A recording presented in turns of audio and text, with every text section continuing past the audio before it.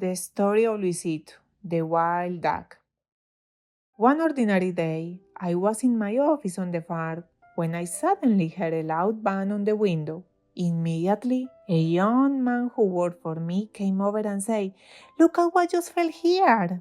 I got up from my chair, walked to the door, and stepped outside the office. I looked down by the window, and there on the ground was a beautiful bird that had crashed on falling. We picked it up and realized it was a different type of duck than those we had on the farm. This one was special.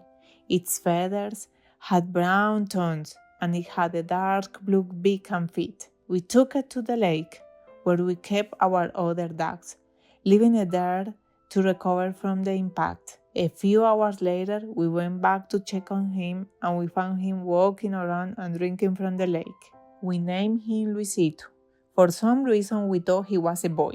During the 3 months that we shared with him, we noticed that he was a duck that fed on lard in the lake and liked to dive deep in the water. It didn't eat the usual corn fed to our other ducks. It barely liked it, but would eat it occasionally. We did some research online about where Luisito might have come from, and we were amazed to learn that he was a species native from Asia.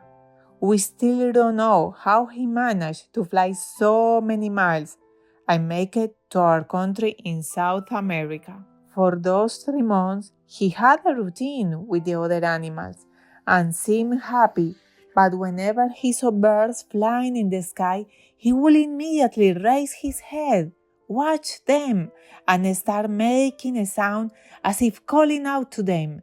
This happened on several occasions. One morning, Luisito wasn't at the farm. We searched for him all day, but we didn't see him anywhere. We thought he had left, and we were very sad. But to our surprise, he reappeared 3 days later. We began noticing a new behavior. He would start flying in circles around the farm several times throughout the day, making perfect circles. It caught our attention, but after each flight, he would land and continue staying with us. One day, his flight pattern changed. Luisito began flying in circles around 5:30 p.m., making several loops in the sky before landing. But then he came to the house where we lived, approached us, and started making his characteristic sounds as if trying to tell us something.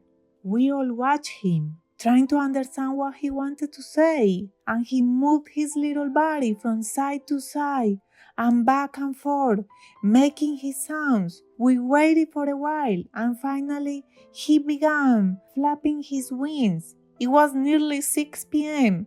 when he set off on his circular flight once more, but this time the circles were larger and higher up. We watched him fly farther and farther until he disappeared into the sky. We never saw him again. We mourned his absence for a week, hoping he would return, but he didn't. Luisito left us with a message of love, detachment, and trust.